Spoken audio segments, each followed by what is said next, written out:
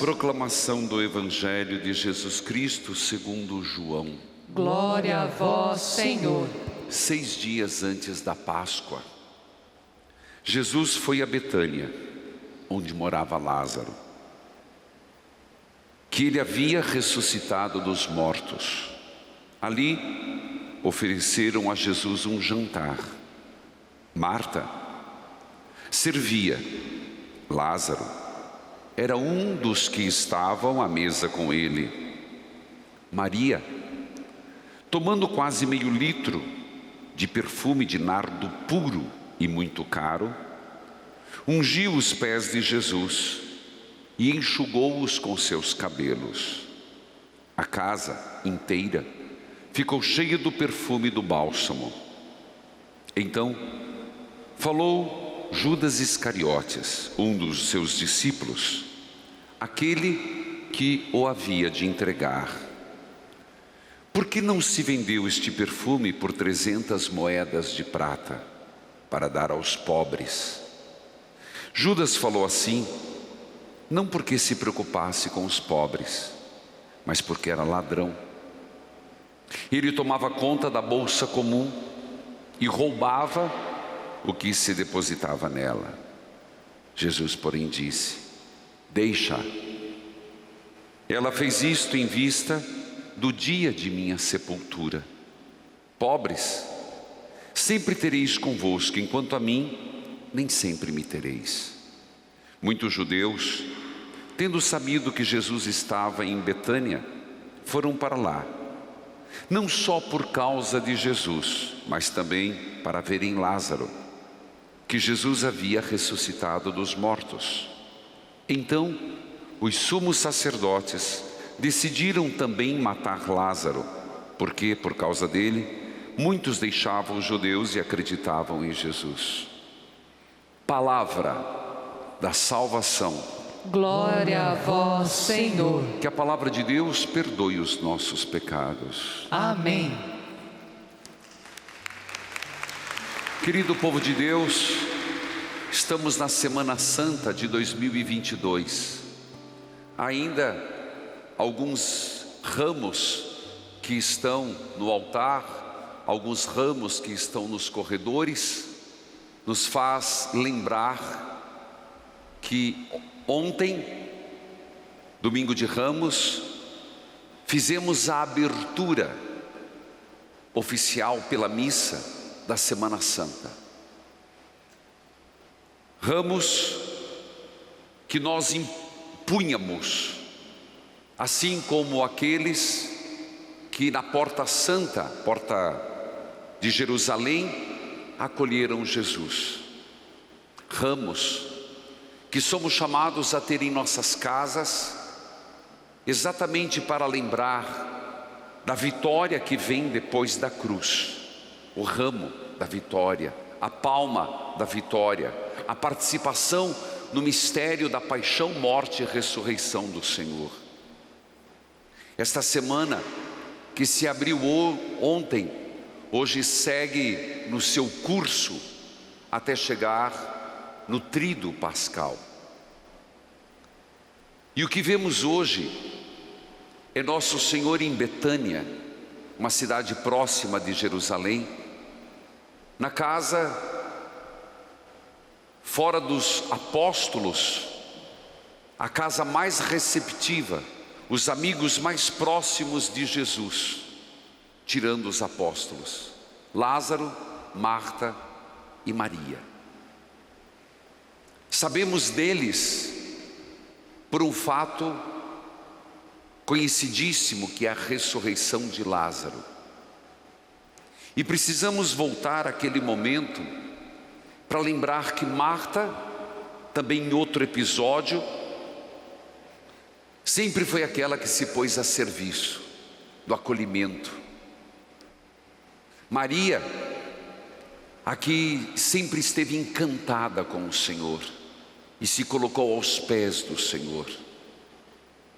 Mas na ressurreição de Lázaro, é impressionante perceber que por mais que Maria, aquela a que contemplava a que escutava, a que se pôs aos pés, foi Marta que tomou a iniciativa.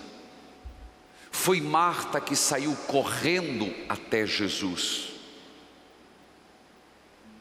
Digo isto porque nós temos que ser um pouco das duas.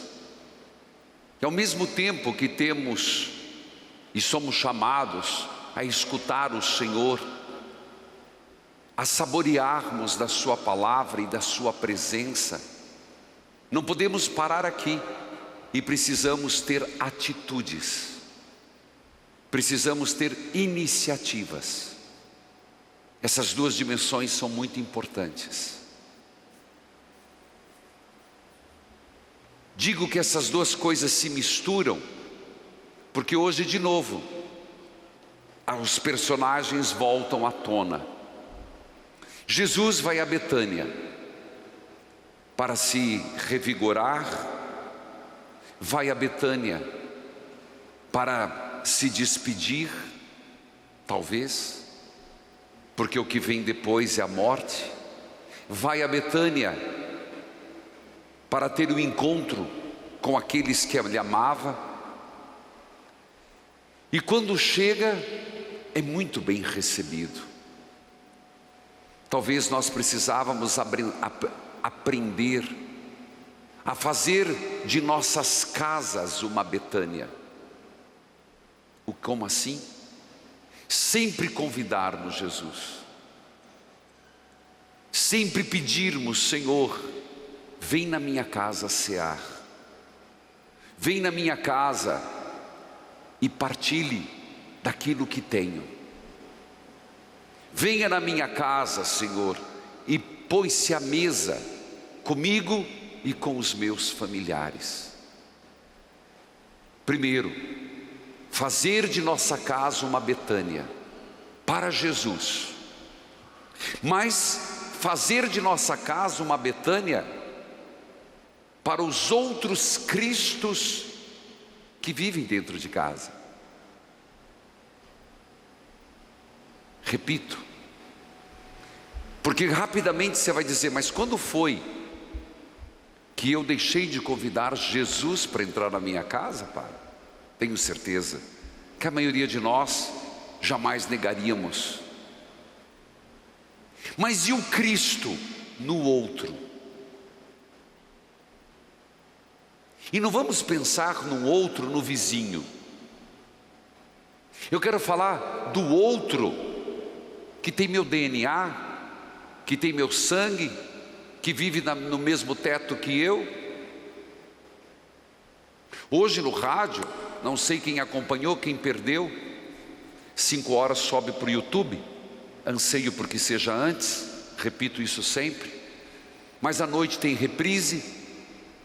Vocês escutaram uma pessoa, acabei dando puxão de orelha, mas na verdade o problema é família que não se respeita, família onde tem fuxico, família onde se joga tudo para o ar por tão pouco. Até disse para aquela mulher, e espero que ela não tenha ficado brava comigo, deu um puxão na sogra. Cada um cuide da sua vida. E mexericos e fofoca só tem uma origem: o diabo. Segundo, mas também, meus irmãos, qualquer probleminha, vou pegar minha mala, minha cuia, vou embora. Para com isso. Ou ama ou não ama, gente? Onde está a resiliência? Onde está o perdão? Onde está... Você quer caminhar junto? Se uma fofoca faz a pessoa tomar essa atitude, alguma coisa está errada. Então eu falei de Betânia. Duvido que alguém, se Jesus batesse na sua porta, se negaria.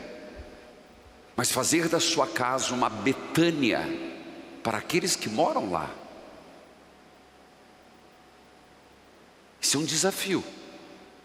Problemas todos temos, meus irmãos. Marta e Maria tiveram na presença de Jesus. Eu voltei no passado para lembrar. Marta até disse: Jesus, o senhor não se incomoda não, Senhor?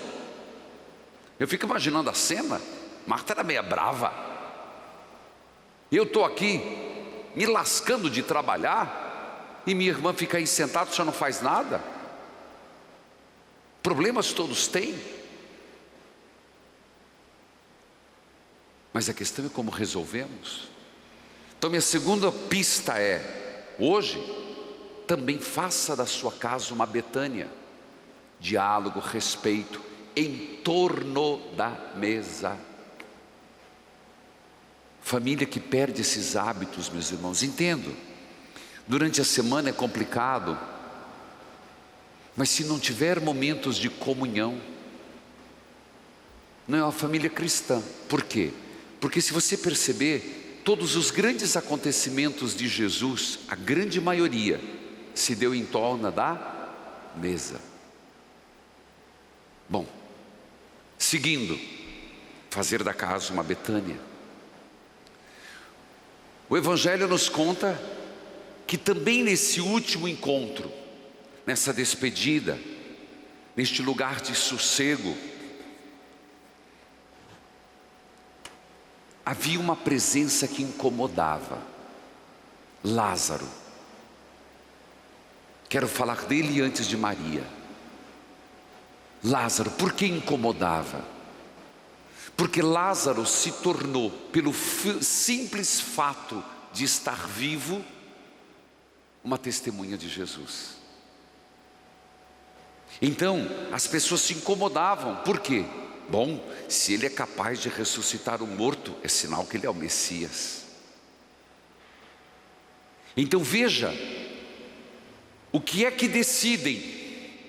Não só matar Jesus. A decisão de matar Jesus já estava tomada, mas temos que matar Lázaro. Temos que apagar os sinais de Deus, os rastros de Deus no mundo.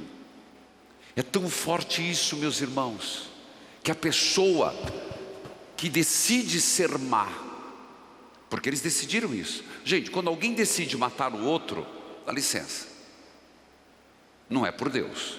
Quando alguém decide, desculpe usar a palavra, ferrar com a vida dos outros, porque matar não é só pegar a faca, não é só dar o tiro. Jesus já disse que matar tem muitas faces. Quando alguém decide destruir o outro, como aconteceu,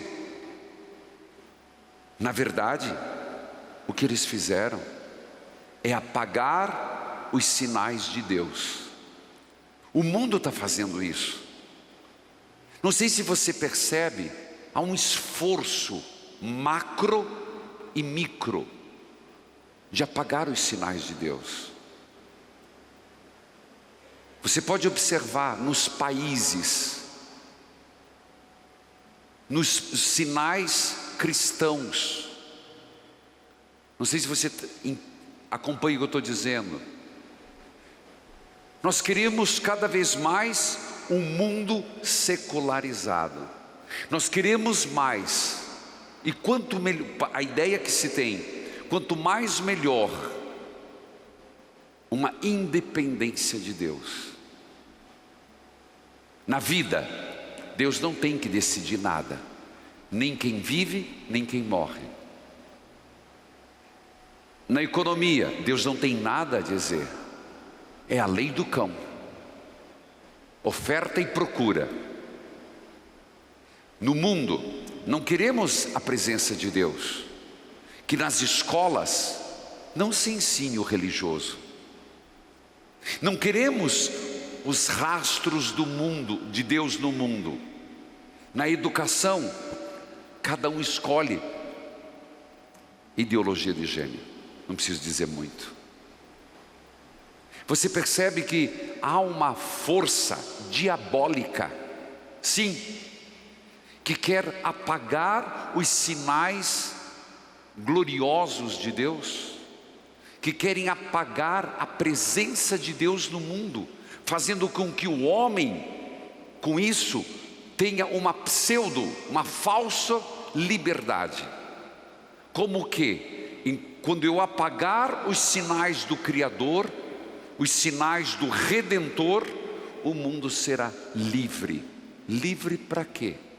Para se matar, para injustiça, para poder determinar quem vive e quem morre, para poder não ter peso de consciência e nenhuma nenhum critério para a política, a economia. É essa atitude, é isso que eles querem. Vamos matar Jesus, mas vamos matar quem testemunha em favor de Jesus Cristo. Por isso Lázaro se tornou perigoso. Meus irmãos, nós não podemos aceitar isso. Você que é pai, você que é mãe, você que é cristão, nós que somos cristãos, não podemos deixar apagar os sinais de Deus no mundo. E temos que lutar contra isso. Agora falo sobre Maria. Não confunda, não é Maria Nossa Senhora, não se trata de Maria Madalena, também não é Maria Salomé. Estamos falando de uma outra Maria, a Maria, irmã de Lázaro, irmã de Marta. E ela toma uma atitude que também somos chamados hoje a refletir, e é o último ponto. Ela, apaixonada, e quando eu falo apaixonada é o que todos nós devemos ser por Jesus, porque só irão perdurar os apaixonados pelo Senhor. Só vão vencer os martírios de hoje quem realmente amar Jesus Cristo. Ela, apaixonada por Jesus, no sentido positivo da palavra. Ela, que quer beber da fonte do Senhor, como que sentindo, sem uma premonição, no sentido mágico da palavra, mas quem ama sente. Quem ama sente. Quantas pessoas, antes dos acontecimentos, como a gente usa uma palavra, o sangue puxa, sabe o que eu estou falando, né? Tem aquela sensação, acontece. Quem ama sente. E Maria sentiu que era o último momento. Ela sentiu que era uma despedida. Ela sentiu que fisicamente não viria mais o Senhor. É impressionante, porque ela o que faz, nesse ato de amor, só dá para entender amor ao amado. Ela vai lá no quarto dela e pega o que tem mais precioso. E o que ela tem mais precioso não é joia, nem são os vestidos. Meio litro de nardo puro. João estava lá, o discípulo amado. Por que eu digo que estava lá? Os outros a gente não sabe se todos, mas todos os momentos mais importantes que Jesus foi, transfiguração, Getsêmani, sempre levou 3: Pedro, Tiago e João. E João que narra isso. Então ele estava lá. E ela teve uma atitude de quem muito amou. Vai lá no quarto, pega meio litro de nardo puro. João disse que era muito caro. Vem e unge os pés do Senhor. Meio litro de nardo puro. Você tem que ter noção que uma gota é suficiente. Eu nunca vi nardo puro. Eu já vi nardo batizado, que a gente compra lá nas ruas de Jerusalém, que a gente sabe que não é puro, dos lojinha, mas é um cheiro maravilhoso. Agora você imagina meio litro. E mais um detalhe: enxuga-os com os cabelos. Um ato de amor. O que isso quer representar? Que, meus irmãos, essa mulher entende e quer oferecer a Jesus naquele momento. É como uma mãe, e eu fico imaginando, o filho está indo para viajar, está deixando a casa, a mãe faz de tudo, né? Você faz a melhor. A mãe não sabe o que fazer. O brasileiro é assim, chega alguém em casa, você não sabe o que fazer para acolher bem, você não sabe. Você prepara comida sempre demais que sobra, você faz isso, você faz aquilo, você faz aquilo, você faz aquilo, e para faltar você faz aquilo. Essa mulher fez de tudo e ofereceu o que tinha de melhor. Eu te pergunto, será que a gente oferece o que é de melhor? E aqui não estou falando de nardo, não estou falando de perfume, não estou falando, estou falando daquilo que é realmente que nos faz falta. Ou a gente oferece para Deus o supérfluo, o tempo que sobra. No coração, uma parte, não inteiro. E lembra que a palavra de Deus fala muito de um coração indiviso, não dividido. E a gente pega um pequeno pedaço do coração e fala: Deus, se contente com isso, é o quanto eu consigo te amar. Imagina você fazer isso com uma pessoa: vou casar com você, mas eu te dou uma parte. Se você conseguir conviver com isso, tá bom, senão a gente não casa. Ninguém aceita, Deus também não.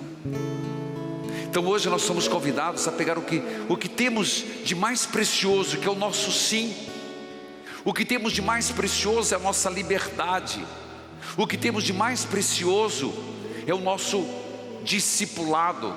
E dizer: Senhor, o que eu tenho não se iguala em nada a esse nardo puro, mas o que eu tenho eu te dou, e quero te dar mais.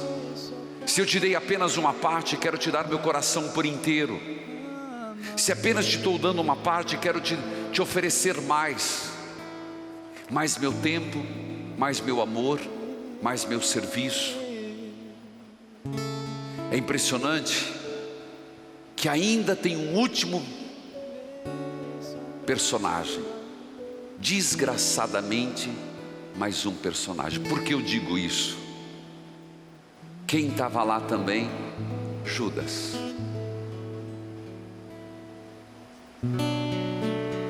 Eu te pergunto, que atitude? Mas por que não pegou esse nardo? 300 moedas de prata. É um perfume caro. Perfume caro. E por que não vendeu e deu aos pobres? João estava lá. E João agora carrega tinta. Ele não estava interessado em dar 300 moedas de prata aos pobres, porque ele era ladrão. João não mede palavras para dizer o quê?